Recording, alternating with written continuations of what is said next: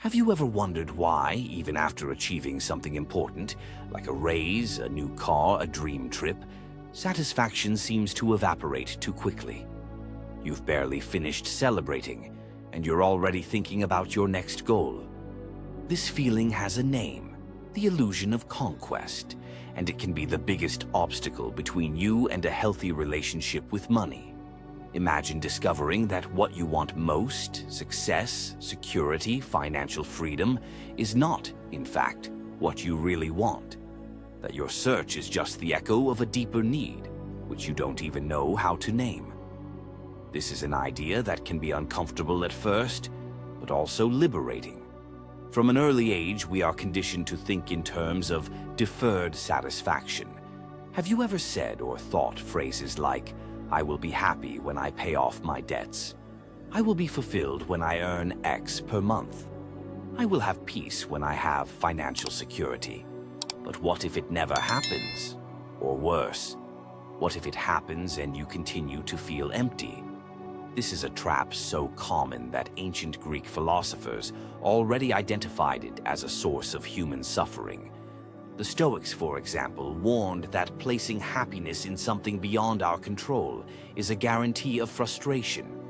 Seneca, in his letters, said, "It is great wealth to be content with little." This is not a defense of poverty, but of mental freedom. Because if your peace depends on a number on your account, it will never be stable.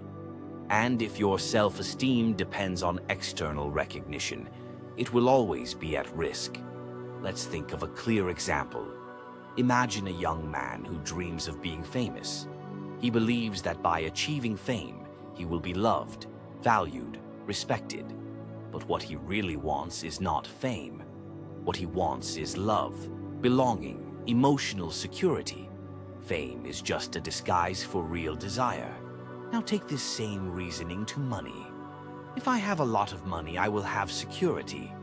If I have security, I will be able to relax, live in peace. If I live in peace, then I will be happy. Do you notice the trap? You're putting layers and layers between you and the peace you could start to feel today. This type of logic is what the philosopher Jean-Paul Sartre called it bad faith, a self-delusion where we pretend that our happiness depends on external conditions, when in fact we are just postponing the responsibility of choosing how to live now. And this self-deception comes at a high cost: time, energy, health, and, ironically, money. Maybe it's time to reverse the equation. What if you decided that your security is not in your bank account, but in your ability to create value? What if freedom began when you stopped measuring your life by other people's standards? These are questions that the truly rich, the financially and emotionally rich, have asked themselves at some point. And it is there that true transformation begins. If true security isn't in the bank account, where does it live? The answer may seem simple, but it is profoundly transformative: in your perception of value. The philosopher Immanuel Kant talked about the intrinsic value, what each human being carries just by existing. According to him, you don't need to achieve anything to be worthy of respect. The value is already in you, and that changes everything, because when you internalize this idea, you stop running around like crazy trying to prove your worth with external achievements. You stop measuring yourself by cars, status, followers, or monthly income, and you start using money as a tool, not as a measure of your identity. But this change is not easy.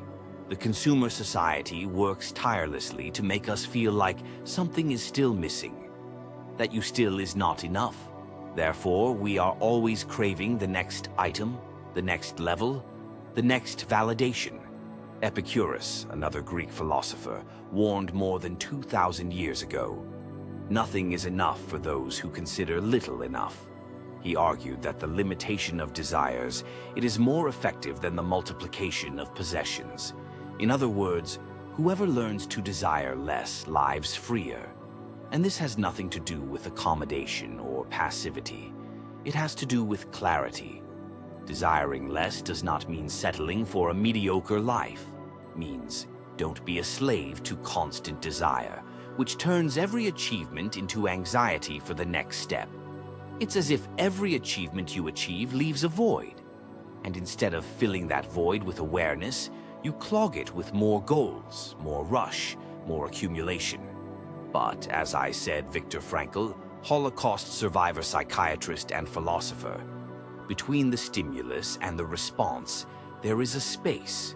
In this space lies our power to choose the response, and in that response lies our growth and our freedom. You can continue to be driven by the fear of scarcity, or you can start acting on the value you already carry. You can chase money as if it's the only source of validation, or use it to expand the impact of your existence. Because when money stops being your value and becomes a tool serving your purpose, you finally free yourself from financial anxiety and enter a new stage, that of conscious autonomy. The question is not, how much money do I need to be happy? Зрение. Сколько нужно осознания, чтобы использовать деньги, которые у меня уже есть, эффективно?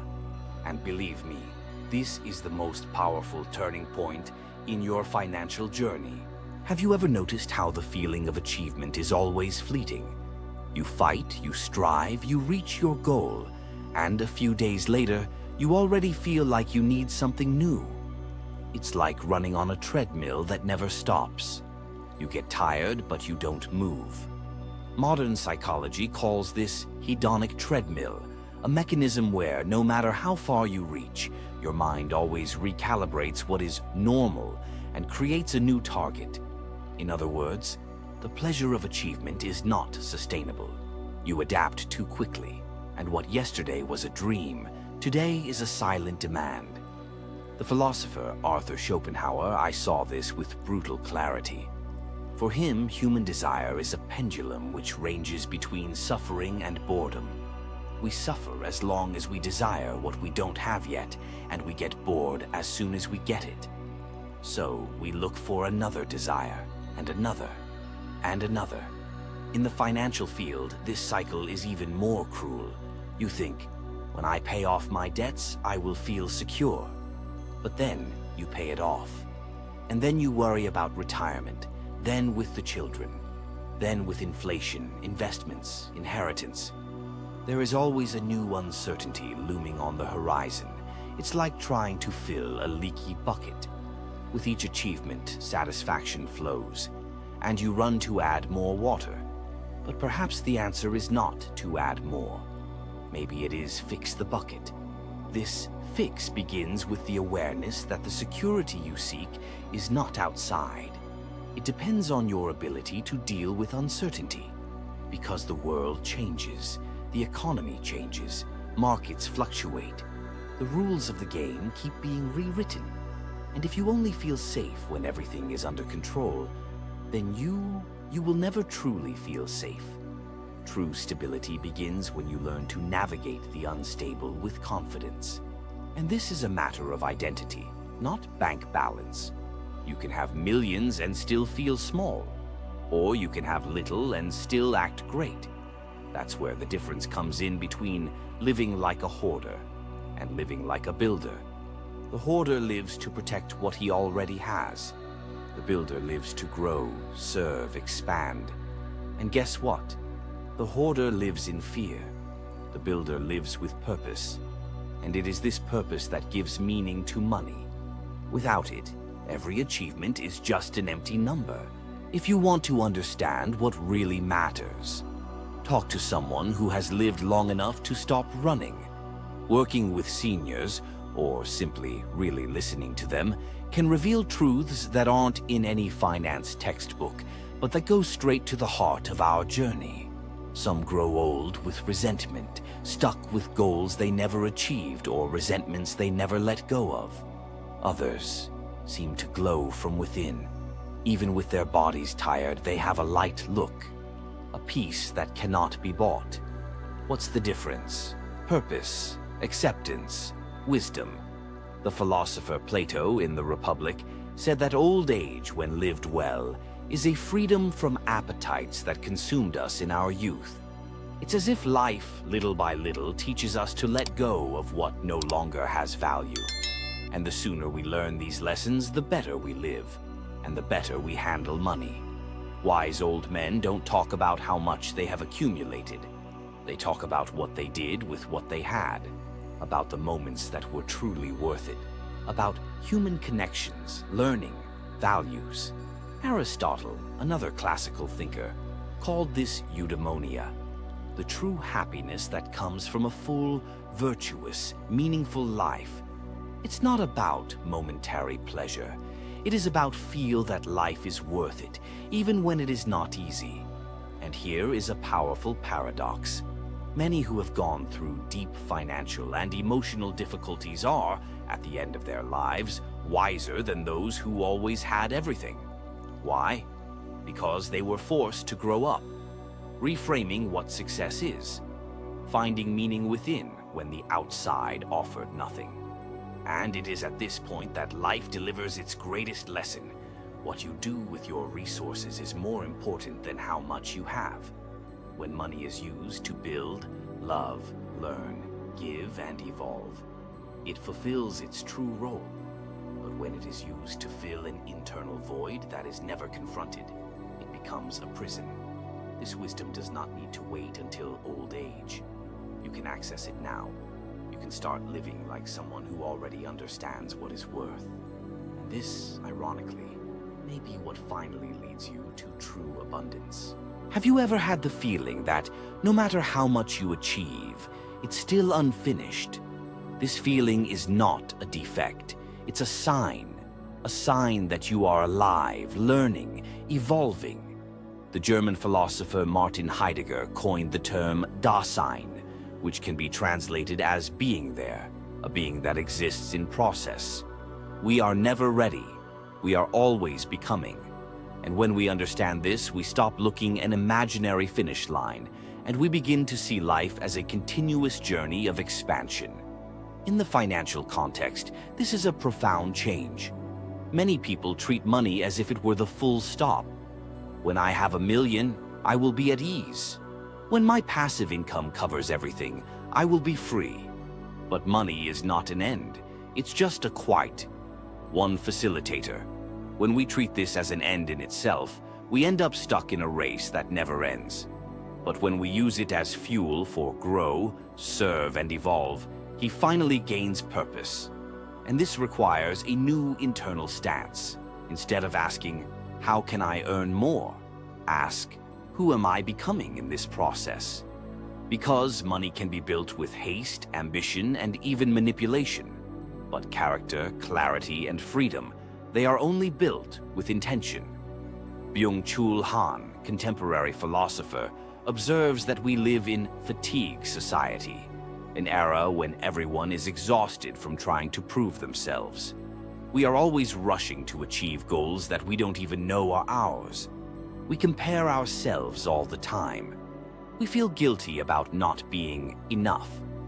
But true growth, that which counts, does not come from comparison, but from authenticity. When you connect with who you are and align that with what you do with your money, something changes. Anxiety decreases, clarity increases, motivation becomes internal. You stop being driven by fear, and it starts to be moved by mission. This is the key that transforms money from a weight into a tool of lightness. Because after all, wealth is not how much do you have, and who you become when managing what you have. What does it actually mean to be financially free? Many people define financial freedom as no longer needing to work or having enough money to live off your own wealth. But there is an even more powerful definition, and interestingly, less talked about. True financial freedom begins the moment money stops scaring you, not when you have millions, but when you look at your account, whatever it may be, and says, I'm fine. This doesn't define who I am. This is the freedom that does not depend on any number. It is the freedom that comes from de-identification with the bank balance, with the lifestyle, with the social status. When you no longer need to appear rich or prove anything to anyone, you start to make lighter, more conscious, more sustainable decisions. This does not mean disregarding money. It means put it in the right place, as a tool, not as a mirror. The philosopher Simone de Beauvoir said that the authenticity, it requires courage. It takes courage to live outside of other people's expectations, courage not to follow the ideal model of success that society sells. In the financial world, this means saying no to a purchase just to impress. Choose simplicity, even when it can be ostentatious. Make decisions based on that makes sense, not what looks best in the eyes of others. This courage is the basis of true freedom. Because when you don't need to prove anything anymore, all choices become lighter. And money finally fulfills its role. Serve your evolution, not control it. You start to invest better, spending more consciously, building with more vision. And that happens because anxiety is out of the equation. You stopped living in fear autopilot and started living in command of clarity. This is the kind of wealth that no one can take it from you. Behind most financial decisions lies a silent question, a question that few people recognize but that commands everything. Is the universe I live in friendly or hostile? This provocation came from Albert Einstein. He believed that how we answer that question shapes all our attitudes. If you believe the universe is hostile, you will operate in scarcity mode. You will try to protect yourself at all times. It will accumulate for fear of missing it. You will be suspicious of opportunities. You will compete, hide, compare. Now, if you believe that the universe is friendly, that life cooperates with those who cooperate, then starts operating in abundance mode. Act with more confidence. Share without fear of losing. Invest with a long-term vision. Live more lightly and creatively. This is not a mystical belief and a strategic choice. Psychology shows that our decisions are highly influenced by our unconscious assumptions. If you, deep down, believe that you will never be enough, so even though you earn more, you will continue to be afraid. And this fear is self-saboteur. People stuck in scarcity mode. They refuse investments for fear of risk. They don't share ideas for fear of theft. They stop acting for fear of losing what little they have. However, anyone who reprograms their mind to operate in abundance mode, see the error as part of the process. See money as an energy that flows and returns. Understand that wealth is not only in possessions, but also in relationships, ideas, vision, and attitude. Charles Eisenstein, a contemporary thinker, proposes that we are living in a moment of transition from the scarcity paradigm to the interconnection paradigm. And that changes everything. You no longer need to fight the world. You can start collaborating with him. You can use money to build bridges, not walls. To facilitate your journey, not to numb your fears. Because the greatest poison of scarcity is not in reality. It is in the mind. And the antidote is choose to trust. Trust that there is room to grow, that your talents have value, that your efforts can generate returns, and that life is not against you. It is forming you. This is the root of a healthy financial mindset. It's not about thinking positive in a naive way. It's about building a vision intentional, strategic, and mature of reality. You can continue to feed the fear of scarcity, or you can begin to nurture confidence in abundance. This choice changes everything. There comes a point in the journey when the question stops being, how much more can I earn? And it becomes, what am I building all this for? This point marks the transition from a life driven by ambition to a life driven by purpose. Many people believe that once they achieve financial success, they will finally rest. But interestingly, it is precisely after the conquest that many feel the greatest anguish. You work for years towards a goal, reach, and then a strange feeling arises. And now, This anguish is what the Danish philosopher Søren Kierkegaard called freedom anxiety. When you realize that can do anything, the fear of not knowing what you really want, and that is deeply human. External success can even silence the judgments of others. But he will never silence your conscience if you still don't know why you're doing what you do. This is where many successful people hit a crisis, and this is also where many are reborn, because they discover that success, it's not the end of the journey, is the beginning of a new cycle, a cycle based on contribution, growth, and legacy. The question changes from, how can I earn more, to, how can I serve better with what I already have? And here is the secret that many only discover too late. Money does not guarantee purpose, but purpose transforms money. When your money is used for expand your mission, it makes sense. When it funds your impact, your growth, your connections, it becomes a source of fulfillment. This is the point where the channel you are building, the business you are developing, or the investments you make, it stops being about you, and they become about who you are touching, helping, uplifting. This is the moment when the fear of losing gives way to enthusiasm to share, in which doubt gives way to long-term vision, where comparison dissolves because you're too busy fulfilling a calling. This is true financial maturity, when you don't accumulate due to lack, but invest out of conscience, when you don't seek validation, but it generates transformation. And in the end, that's what remains. Not the numbers, not the goods, but the impact you made. For a long time, we believed that life is a race, a succession of steps that will lead us, one day, to the place where everything will make sense. But what if that place doesn't exist? And if the big secret is to understand that, is the journey more valuable than the arrival? Or mythologist Joseph Campbell dedicated his life to studying narratives from around the world and discovered something fascinating. In every culture, heroes go in search of something and end up discovering themselves. Treasure is never at the end of the road. The real treasure is who you become as you walk. This is the essence of hero's journey, and it is also the essence of conscious financial journey. You don't have to wait to live. You don't need to reach a magic number to feel accomplished. As the Chinese philosopher taught Lao Tse, a journey of 1,000 miles begins with a single step, and each step has value in itself. Every decision, every learning, every mistake, every victory are part of what is shaping you. When you understand this, money stops being a destination, and it becomes a travel companion.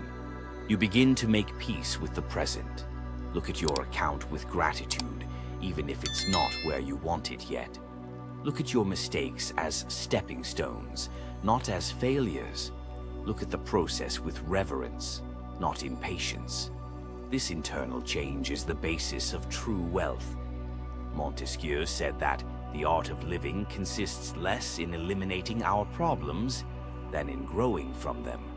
And the philosopher Montaigne completed, "The greatest thing in the world is knowing how to belong to yourself." Maybe this is the final point, not as a closure, but as a new consciousness. Right now, you already have the possibility of living fully. You may feel security before you have stability. You can love yourself before being validated. You can create before you are ready. You can walk with purpose, even if the destination is still undefined. The journey is the destination, and the present is the only place where true wealth can be experienced. So breathe, reflect, and decide, who do you want to be while walking?